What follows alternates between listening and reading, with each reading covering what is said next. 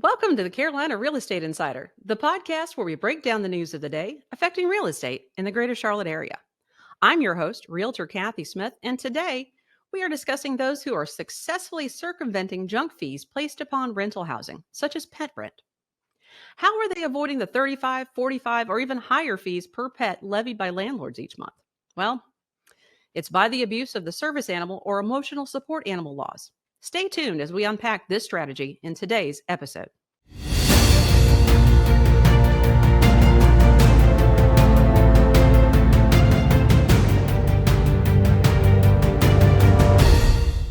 Well, we all love our pets. They're a huge part of our families. But with the rising cost of housing and associated fees, people are finding creative ways to reduce cost. There are organizations who will certify your pet as an emotional support animal or a service animal, and that'll help you to save a few $100s each year. Pay the fee, fill out the form online, and you're all set, right? Well, let's look at this from a broader perspective.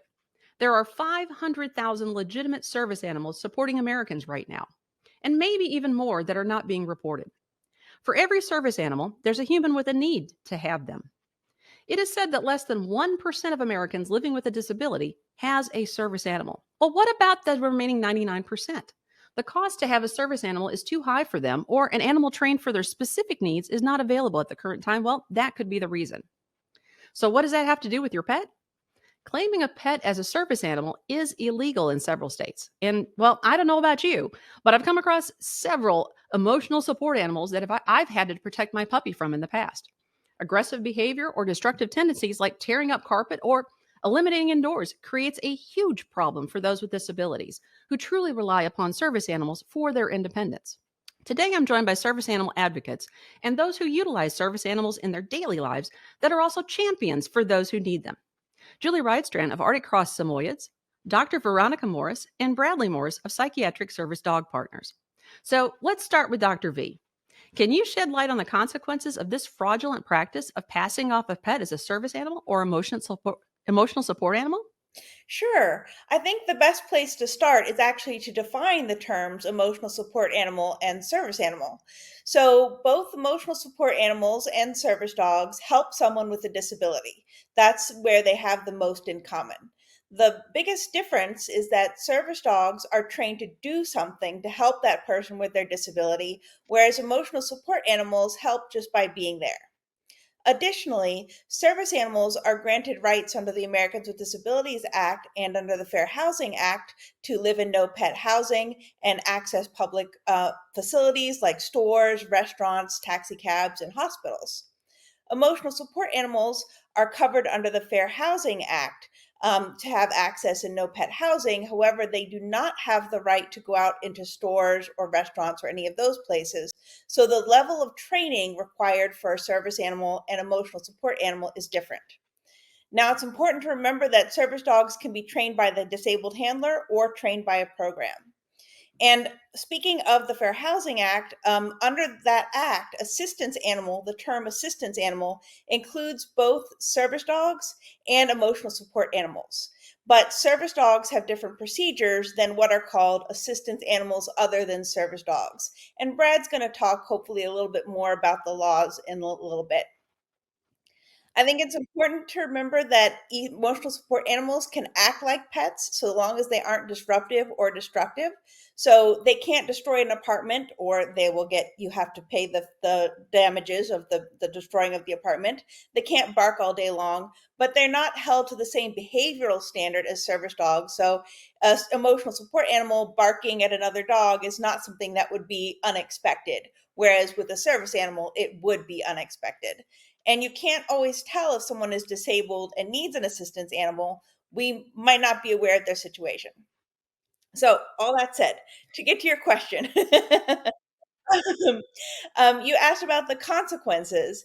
Well, I think most people who claim that they have assistance animals have disabilities, but they don't have the education about what that means or how to go about it.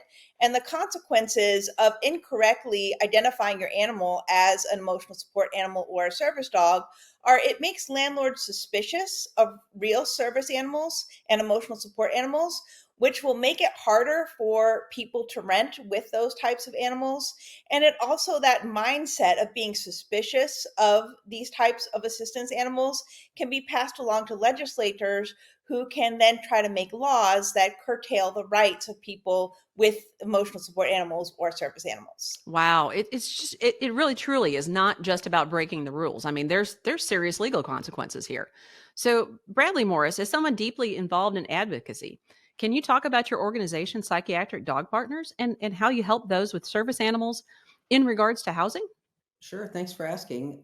Veronica and I founded PSDP with some fellow disabled friends about a dozen years ago, and it's run as an all volunteer nonprofit run exclusively by disabled people to fill in the very large gaps that we found in education, support, and advocacy around psychiatric service dogs. So, since then, we've been involved with expert witnessing and filing briefs with the Supreme Court. Changing lots of laws like the flying law, forming a nonprofit coalition, and we've helped hundreds of thousands of people learn about service dogs.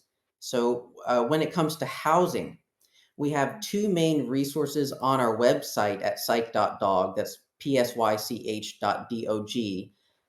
So, for healthcare professionals who need to write housing letters and the assistance animal users who need the letters, we have a page on service dog letter templates. For assistance animal users and landlords, we have a housing page which walks you through how the accommodation procedure is supposed to work and explains things like how service animals, in particular, don't need paperwork for housing. So we think that the law itself is pretty good. We find that the most problems come about because people don't know or don't follow the law. So when the problem is not in the law, more laws we don't think are the answer. We think that it's about education and enforcement of the existing laws. So the primary way that landlords and tenants can protect themselves and respect everyone's rights is to educate themselves. Um, and on that note, if you'd like, I could give you a crash course on what the assistance dog or assistance animal housing laws are. Well, you know what? That's a great segue. Let's go right into it. So, tell us a little bit about that, Brad. All right, well, so there are federal laws and there are state laws about assistance animals, but the state laws can't take away the rights granted by federal laws. So we can look at the federal laws first. I'll just note that North and South Carolina do extend the rights of service animal users. So the Department of Housing and Urban Development, or HUD, has a 2020 guidance document on how to assess requests for assistance animal accommodations under the Fair Housing Act. We have this 2020 guidance document linked on our site at psych.dog/housing, so you can see it for yourself. But I'll warn you that the HUD document is long and it looks complicated. So that's why we actually made the rules easier to follow on our site by making flowcharts and click through surveys. So you can use either way to figure out how the laws apply to a particular situation. But here's the rundown on how the federal laws work overall. These laws apply to most housing situations, but you can find any of the exceptions, the few exceptions on our site. So when it's a dog, the housing laws for assistance animals start out basically the same for housing as when a service animal user goes to the store. So if it's obvious it's a service dog, allow it. There's nothing you need to do because you already know. But if it's not, as in most cases, then you can ask two questions to figure out whether it's a service animal. First, is the animal required because of a disability? Second, what work or task has the animal been trained to perform? If they say yes to the first question, they need the animal for their disability, and give you a reasonable answer to the second, that's it. They're in. No more questions, no documentation from them, no pet fees. You just make it clear in your paperwork that they have a service dog. Now, if the animal is not trained to do work or tasks, or it's not a dog, but it is an animal that's commonly kept in a home, then the accommodation procedure evolves. It involves establishing that they have a disability and that the animal helps with that disability. That's where the letter from a healthcare professional comes into play. But again, only if the situation isn't obvious. If it's someone you know personally and you know their situation beforehand, you don't need to go to these lengths, but usually you do. So just know that you can't pry into anyone's diagnosis of what exactly their disability is. That's private information. You just need to know whether they're disabled and have a disability related need for the animal. But as far as the online assistance animal certificates go, you don't have to treat those as reliable. The paperwork can come from a telehealth healthcare professional, but they would then have to have personal knowledge of their patient. So they get you that letter either through telehealth or through traditional means from their provider, and they are good to go. So that's the crash course, but and you can recap that federal part of what you need at psych.dog/housing. But if you'd like to put a bow on it, I could cover the tiny bit that our state laws add to this, plus what the penalties are, but that's up to you. Well, maybe that would be a great recap towards the end of all this when we start talking about landlords. But I've actually been to your website, and it's a really great resource. So for all of our audience out there, be sure to check out their website. We'll drop the website URL across the screen here and put it in the description for those of us catching it on the podcast. So, but let's shift a little bit and talk about what a real service animal should look like. So service animals are restricted to small horses and dogs, but emotional support animals could be any type of domesticated animal. But for sake of our discussion today, let's just talk about dogs. Now, while a service dog could be a mixed breed or a purebred, there are some innate qualities that they all must have. It's said that up to 70% of dogs who are initially chosen as service animals don't ultimately get the job. So, Julie, can you speak to what it is that an animal needs to make that cut? In my case, I'm not in the Fab 4 group. So the Fab 4 group is golden retrievers, Labrador retrievers, German shepherds sometimes. Um, Basically, the dogs that you normally see with a lot of different people, dogs that are traditionally guide dogs, etc. With more people using service dogs, we are branching out to dogs that fit individuals as opposed to fit a greater variety of people. A new service dog person probably should stick with the easygoing golden retriever or Labrador. Someone like me who's been raised with my breed, my family's been in them since the 1940s. I picked the unicorns out of my own breeding program and use those. Um, Typically speaking, my breed is very independent. They're not particularly amenable to always doing what the human wants. Well, for me, that's a good thing because I don't listen well. I need a dog that can disobey me and say, no, we're not doing that. You're wrong. And they have to be strong enough emotionally to do that. You have to have a dog that's persistent. You have to have a dog that's easygoing. Um, Obviously, manners are a big deal. In my breed is extremely people friendly. And so the first thing I do is I teach them to ignore people. Um, they like me. They don't like anybody else. I mean, they're fine with other people. They're not going to be upset with other people, but they're mine, and that's not common for my breed. Now, golden retrievers love everybody. Labrador retrievers love everybody. My breed loves everybody, but my breed is not particularly loyal, and so it truly takes a unicorn. Um, it's a lot of, I mean, I've had times where I've been looking for service dogs. I've got probably a dozen people on my list. It can take me 5 years to find the right dog for the right person. It took me 5 years worth of breeding to find the right next dog for me. And then the next 2 litters had 4 more dogs that worked. And so those were dogs that I was able to place out. But I find, as a breeder, I find my biggest problem is the number of people who don't understand that not just any puppy will do. You should be buying from a breeder who has high standards for their breeding program. They should be doing health checks on their adults. They should have 20 generations of health checks. Nice enough to have one generation, but as far as temperament and hips and elbows and eyes go, it's a big deal not to have things fail that you could easily forestall. I trained a dog for someone else at one point, and it was a nice shelter dog, wonderful dog. It only got to work for 9 months because it developed PRA. PRA is progressive retinal atrophy. It basically went blind. And it's something in my breed that we test for, so we don't ever produce it. I don't know of a dog that's produced has had PRA in probably 20 years. I mean, it's easily been that long since we started doing the DNA testing. It's made life a whole lot easier. And so when people are looking for a service dog, they've got to look for dogs that are coming from breeders that are doing more than just producing puppies. They have to be tested. They have to be strong, have good, strong temperaments. They have to uh, be able to not engage with other dogs. And, training a dog to do those things is a lot of work. Well, and 2 Julie, years.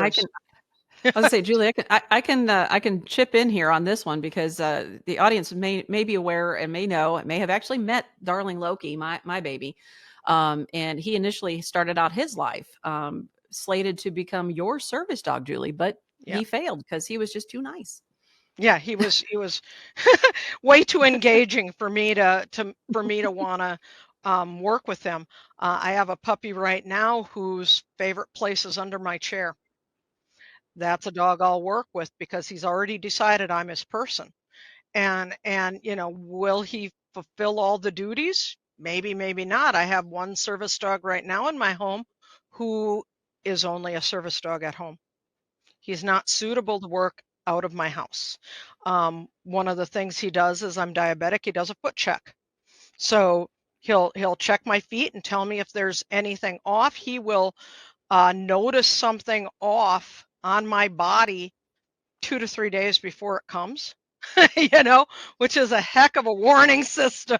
So I That's know, he's goosing me and I'm like, okay, what's going on here, buddy? something's up. And, Yeah. and a pimple, but I mean, still, he told me it Hey, was there. Mom, it's there's a enough. thing. There's a Yeah. thing, you know, Yeah. and so, not all service dogs are necessarily suitable for the public. Doesn't make them not a service dog. It just makes Right. them not a public facing service dog. And, you know, trying to Well, and train that task is difficult. so, Julie, let's talk about that because you mentioned a public facing service dog. When you talk about that versus the people that we see out in public with a dog in a vest, what's the difference there? Well, a lot of it comes right down to just behavior, the level of training. Um, you know, for me at this point in my disability, I send my dogs out to get their first obedience, manners, etc. kind of training. It takes a lot of the load off of me, and I'm willing to pay someone money to do that for me. And usually we do 2 to 3 months worth of basic manners. We usually get a title or two, just because I find that dogs who are going to be working in public, going to a dog show is a great thing to teach a dog to ignore dogs. You know, works really well. And if they can work at a dog show, they can work pretty much anywhere. It's noisy. It's loud and lots of kerfluffle going on. There's other dogs barking, there's big machines blowing air, there's loudspeakers going, there's, hundreds if not thousands of people. And so for me, that's how I put a foundational training on my dogs. I run into a fair number of non-service dogs that are supposed service dogs, and literally the only way I can tell behavior's bad. If they're pulling their owner, to me, they either have not trained appropriately and are not ready to be public facing, or it's just not really a service dog. Um, I try not to call out people, and I totally will duck around the corner into another aisle to get away from them because I'm not into confronting anybody. That's their business. That's not mine. Long as they don't try to engage with my dog, we're okay, you know. And can I add also that the Americans with Disabilities Act, which is now out of the housing realm and into the public access realm, the Americans with Disabilities Act says that if a dog is disruptive or destructive, they can be asked to leave. So if you see a dog that's marked as a service dog and it's barking, biting, peeing, pooping, growling, any of those things, the store legally has the right to ask that animal to leave. And it could be a legitimate service dog that's having a bad day. I mean, dogs have bad days like humans do. Or it could be someone who is taking a pet out as a service animal. But there are those protections for businesses that if the dog is not behaving, they can be kicked out. Generally, I find with most service dog handlers, they're harder on their dogs than anyone else. My dog has a bad day, we're out of here. Um, I'm not walking through Walmart with a dog that's having a bad day. It's just not worth it to me to do that to the dog. Bad experiences from for dogs lead to more bad experiences, and so it's always good to stop it right before, see it before it happens if you can, and take care appropriately. I I don't go out in public without my service dog very often anymore. I occasionally will use a service human. I will say the service human is not as helpful as a service Oh, dog is. Just saying. yeah, Um, he's great. He's great. I love him. But the yeah. service dog is very happy to do the job, and the service human says, Mhm. my back is starting to hurt now. Right. So Yeah, yeah, the they dog complain, they never have complains. yeah. Yeah, they've got a mouth on them that the dogs don't seem to have. How is that possible? Yeah, Let's absolutely. but let's shift our focus now to the heart of the matter, that you guys who are using service animals and service humans, so to speak. But can you share experiences like how having a service dog has changed your life and how you see? I mean, we kind of touched a little bit about those fake or maybe not so well trained service animals. How are they impacting the lives of the folks who genuinely need service animals? So let's start with you, Veronica. Sure. So you wanted me to tell a little bit about how my service dog helps me. Is that right?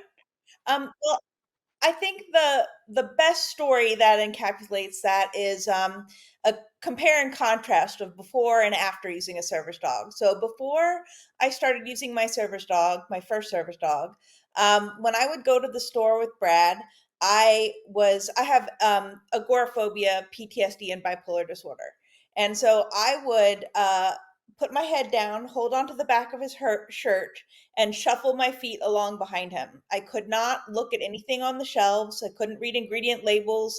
I couldn't talk to anyone. I couldn't pay the cashier. I couldn't do anything. All I could do was just exist in the store, holding onto my husband's shirt and looking at the floor. And when I started training my first service dog, I couldn't be holding on to him. I had to be holding on to the dog. And then I started to notice that as I was more comfortable with my dog helping me, I was able to be further and further away from Brad. So I was able to look at items on the shelves, go to the end of the aisle, go to the next aisle over. My dog eventually helped me get over my fear of paying for things and my fear of driving. And now, I guess gosh, I started using a service dog in 2005. So it's like 19 years later. I am able to drive myself to the grocery store, do my grocery shopping all by myself, pay for my groceries all by myself, come home and not be completely wiped out at the end of all of that. So that is how an example of how service dogs have helped me. And as to the question of how I feel about people fraudulently claiming pets as service dogs, this might be a controversial opinion, but if the animal is well behaved and acting like a service dog, I don't really care that much. I mean, yes, it's illegal and I don't like it. I don't encourage anyone to do it. But if the dog is behaving as a service dog, it doesn't really bother me that much. It's not a danger to me, it's not a danger to my dog, it's not a danger to anyone in the store. The laws for public access are clear. If the animal is disruptive or destructive, they can be kicked out. So if we just follow those laws, everything is good. I don't want to see more restrictive laws, like having to show paperwork to gain entry into a store, because that's just going to harm disabled people. You're still going to have fakers out there who are going to be, making fraudulent certificates and showing them to get in, even if you did require certificates for people.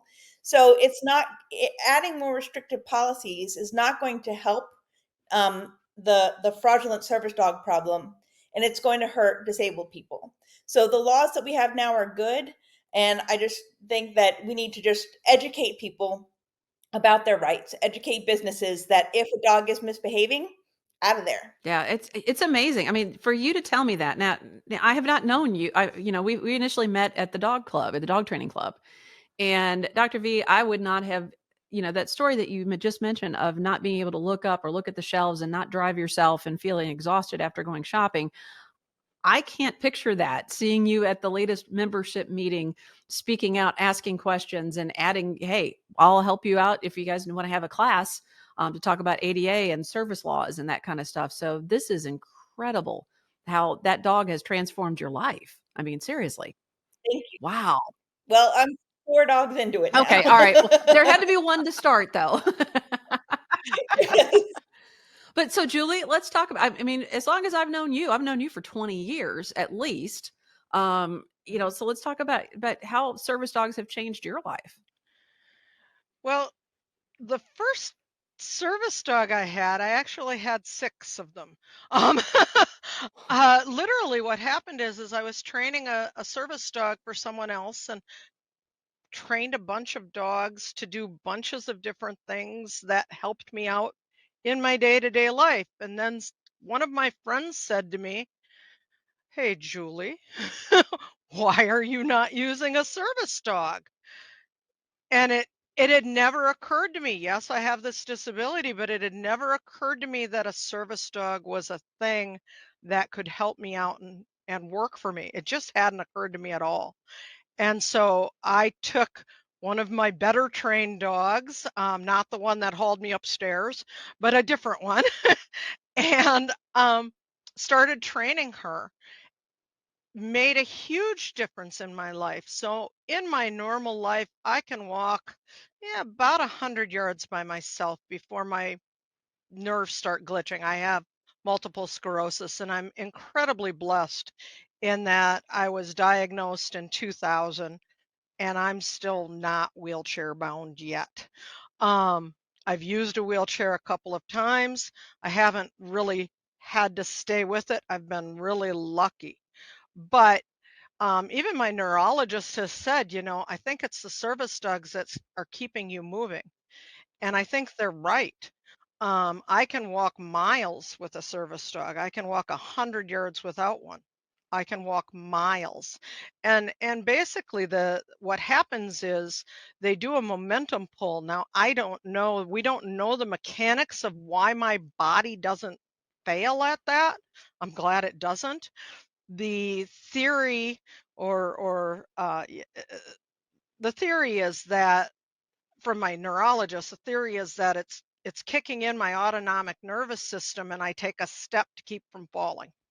That's what they think is happening because I literally get to a point I cannot initiate forward momentum. I can go up and down all day. I can't go forward. And so my current service dog literally wakes up with me, checks to see how I'm doing at that moment. He will decide whether or not I can walk by myself or not and go to the bathroom. Um, Sometimes he comes with me and sometimes he says, "Nah, you're good." And I mean, and he goes back to sleep because it's 2 in the morning. When it's kind of funny. I mean, there's been times where I've gone to stand up and he says no, and he's big enough. He kind of puts his big head in my stomach and makes me sit down on the bed again. Um, and I think the biggest thing for me was learning to listen to the dog. Um, I I in the middle of having all the different dogs that I had a Bernese Mountain Dog, which is very different from a Samoyed. And the Bernese Mountain Dogs, if you ask them to do it, they will do it even if they don't think they should. And so I had to learn to, when she said stop, she was only going to say it once. Whereas my Sammys, I can say, yeah, hold on a minute. I can do another minute or two before I need to sit. And the Sammys can figure out, yeah, we need to tell her again. And truly, my Sammys will get mad at me and say, I gave you 3 different chairs. Now you're sitting on this log. You terrible Um, person. You should have sat down earlier. And now all I have to give you is a log, you know, and I'm okay with it. But I mean, but that's where the cognitive disobedience comes in is yeah. they have to say, Mom says to keep going. Nope, we ain't going no more, Well, and yeah, you like to tell the story about Loki's grandpa Fish, how he knew oh where yeah. every bench was at every Walmart He that you'd does. walk He into. did. That He did, it and man, when they moved it, he was mad. You don't think of dogs as being particularly angry. He was ticked, deeply Mhm. ticked. And then I Yeah. saw it up ahead of us closer to the front door, and he's you know, it's and for a Sammy whose whole life is smiling and laughing, I mean, that's one of the good things Mhm. about them is they laugh a lot. For Yeah. a Sammy to be just perturbed is Yeah. is it's pretty humorous. I mean, I'm giggling at him and he's like, "This is Yeah. Not serious. funny. I No, can't I know that. find a chair." You And know? I know that expression from his grandson, when I had my bouts with anaphylaxis and him actually rescuing me from, Yeah, choking in my sleep. Anytime I cough, he gets that look. yeah, And I've never seen a Samoyed so angry at something. And it's so weird because he's trying to figure out, where is this coming from and why is it choking my mother? So it's and interesting to see how their brains work. and I don't even I Fish used to alert me to my asthma before I had any clue. He would say, "Mom, your chest is weaseling, is whistling." Yeah. I have Yeah. a hearing Yeah. loss, so I don't necessarily hear it if I can't feel it. And he would literally be like, "Okay, here's the pack. Here's your inhaler. You need this now." And he Yeah. woke me Yeah. up once doing that. As far as the bench being moved, he brought me all the way back to the office furniture and made me sit on the office furniture because he's like, "I can't find you a chair, Mom." You They know, got him back here. I know where that's he at. knew But where it was, so he just yeah. is like, "Okay, we're going there now, fast." You That's know? awesome. But so let's talk about if perfect solutions to all this kind of stuff. We're looking at housing, right? So if we're going to talk about what landlords should do, so I'm going to bring Brad into the conversation here and ask, what kind of suggestions do you think that you would make to landlords who really don't understand the whole process with service dogs and emotional support animals and bringing them into their rental homes? What kind of help would look like for them? I'd be happy to answer that. There is something I want to add to the previous things that we were talking about, though. Um, so I think that people might find this useful to know in the general audience if they're thinking about whether a service dog is right for them or someone they know, because I'm someone who I have myalgic encephalomyelitis, or ME for short. Of course, people don't want to say the whole thing. So in order to get around, I'm a power wheelchair user and I have to recline a lot. That's why I'm reclined right now. Um, and so for me, a service dog is not the right decision because I'm not in a position to care for a dog and do all the things that would make it worth it for me to invest all that time and energy, because it takes a lot of time and energy and dedication to train a service dog. So it's not for every single disabled person, but an emotional support animal can help a lot of people out there who don't have the ability to train for the 1 to 3 years of public access training it typically takes to build those psychological shock absorbers, so you can go out without stressing your dog. Because if someone's faking their dog, they might just go out every once in a while and their dog may be really stressed and they don't know it, and that could be bad for everyone. So I just wanted to put that out there. But as far as solutions for landlords for improving the situation, um, so as far as landlords for improving the situation, I would say that it's good to decrease your suspicion, increase your education, and be systematic, consistent, and compassionate in following the law. So landlords are gatekeepers, but they shouldn't be having to play disability police. So, like I think Veronica made clear, you can't tell when someone's disabled, so you can't assume you know their situation. Another of the ways that you can decrease your suspicion, apart from realizing that, is to eliminate incentives for prospective tenants to lie. So if I'm allowed to have my pet and I don't have to pay extra, I have no reason to lie. I'm sure that won't go over well with some people, but I want you to at least think about that. As far as education and being systematic, HUD has their extensive guidance, but it's so complicated that a nonprofit like Psychiatric Service Dog Partners has to get a disabled volunteer like me to digest it and turn it into something that's understandable on that psych.dog/housing. So landlords need to at least use those free resources like ours, both to learn the basics and then to help guide them through the process when it comes to federal laws. Again, we have the flow charts and click through surveys so you can, with each particular situation that comes to you, you can meet that situation and figure it out. Landlords can be more permissive than the law allows. And I always encourage people to be compassionate, especially when it seems like a prospective tenant might need help, but they just don't understand how things work. Mhm. But if you know the law and you follow it in a way that you would appreciate if you were on the other side, then you don't have to worry so much about whether you're doing the right thing. Yep. I think it's the golden rule, isn't it? The Got it. baseline of that. So, well, let's talk about those neighbors though. That someone that like their neighbor may have someone that has a service dog or emotional support animal next door. So, being that Julie and Dr. V have actively have service dogs in their lives, can you two share some advice to those who have never seen or rarely encountered a service animal? Let's start with you, Julie. Oof. That's kind of a big question.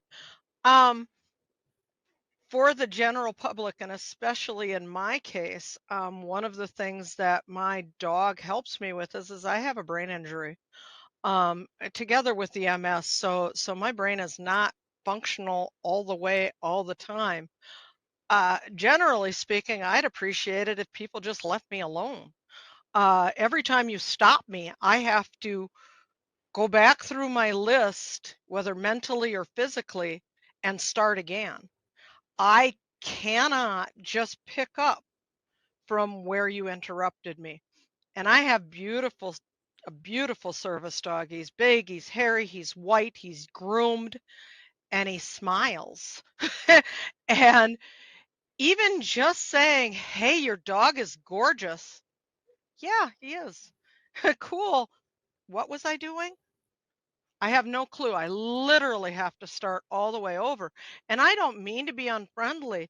I'm telling you, if I need to socialize at all, I'm just going to go to Walmart and stand in one spot and we will get lots and lots of socializing done because I can't go 3 minutes without somebody telling me my dog's lovely. I mean, really, really is that. Um, I love the people who smile at me and just keep going. Um, you know, Beautiful dog. Yeah, that's cool. Don't ask me to pet my dog, please. Please, please don't. Um, I will say I do offer sometimes. I mean, if there's someone else who I think could use a little bit of Sammy love and hair, um, I will absolutely, I'll stop for the 4-year-old kid when I have the extra energy to do it. I'll stop for the obviously disabled person who's fallen in love with my service dog. I may stop and say, "Hey, Fred, say hi."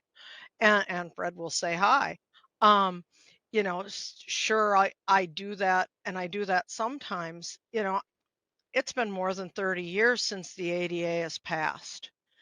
At some point, y'all need to get to the point where you realize that this is now a norm, guys. There's a lot of service dogs out there now. Certainly well more than when I started in 2000 with mine. There are a lot of service dogs out there, And certainly there are people who socialize themselves by letting other people pet their dogs. I wish they wouldn't, just because it makes my life harder. But I'm not gonna say, I mean, other people's disabilities are other people's disabilities. If saying hi works for them, that's cool. It just is hard on me. But I'm not, I mean, I try to be cheerful about it. I mean, the only time I get really upset is when I have an access issue and somebody says, I was at a restaurant about 18 months ago, and they said, we let you have dinner here this time. And my dog was under the table. I mean, because that's where he goes. And, but don't come back here again. And I'm like, I'll be back here tomorrow morning. You know, I'm going to have breakfast here every morning now, you know, because you might want to call your lawyer. You might want to do that. And access issues are terrible. um, they too should know what the law is. Ask me what my dog does for me. Ask me if I have a disability. Right. Please, Yeah. please. Yeah. The questions are very simple. There's only two you can ask. Yeah, And yeah. and you're absolutely right. Julie, the scariest sound or the most annoying sound that I think we can all hear is "oh" from a distance because you know what's coming. I know. I It's, absolutely it's know it's like coming. and it always happens like for me, when I'm trying to race the boys for a quick potty and I've got a meeting with a client or something like that, and I hear in the distance, "oh, Well, and oh, all and right, and I hate being rude. I mean, yeah, there's that piece in you that, you're brought up and you were told don't be rude. yeah, Hey, I'm yeah, really in a hurry. I can't do this right now. right, right, That's what I've started doing. I'm really in yeah." a hurry, Well, you well, know. Dr. V, tell us what about you? What kind of advice would you give to someone who hasn't encountered a service animal or rarely has encountered one? I also have a very unique looking service animal. I use Japanese Chin as my service dogs. So they're small dogs. They have big, bulgy, googly eyes and a smush nose, and they look very from what most people would expect a dog to look like. So I go to the grocery store, I get stopped 20 times. So my requests to the public are generally the same. If you see a dog that has a vest on, two things: ignore the dog. You can smile at it, but ignore the dog. And number two, treat the handler like you treat everyone else. So if you would normally smile at a random stranger on the street, smile at the person with a service dog. If you would normally ignore a random stranger on the street, ignore the person with the service dog. So treat us like you would treat any other person, ignore the dog. And then finally, if you have a dog and you see a dog with a vest on, then please just give us space. One of the most terrifying things when you have a service dog is your dog being attacked by other dogs. In fact, my second service dog had to be retired early because he was attacked so many times that he became incredibly fearful of other dogs to the point where I couldn't even walk him in my own neighborhood. He was so terrified to leave the house. And it's just not right that that happens. So if you have a dog, even if your dog is friendly, just please give us space. Go to the other side of the street or pull off the side of the sidewalk and, sit in the grass. Anything to just give that little extra bit of space that will let me breathe easy and know, okay, this person is aware and they're not going to let their dog jump on my service dog and possibly ruin thousands of dollars and many years of training. Well, and ruin Wow. ruin your life for a period of time while you wait Right. for the next dog to be trained enough to do that. Yeah. And Japanese Yeah. chins are cuter than cute. Little cute Dr. Seuss dogs. I mean, they're so cool. Cool dogs. So I That I is, bet you get stopped, man. yeah. I bet you do. Wow. Well, you know what? We have uncovered the practice of misrepresenting pets as service animals and also the best way to help those who do have service animals and how to accommodate for those with disabilities. This practice of misrepresenting pets is just not a way to save money. It is an illegal practice that impacts people's lives. I have to give a big thank you to our guests, Julie Rydstrand, Dr. Veronica Morris, and Bradley Morris for sharing their insights. Remember, knowledge is power, and it's our responsibility to ensure the rights of those who genuinely need service animals and emotional support animals are protected. Thank you for joining us on this enlightening episode of Carolina Real Estate Insider. Until next time, stay informed, stay empowered, and happy house hunting.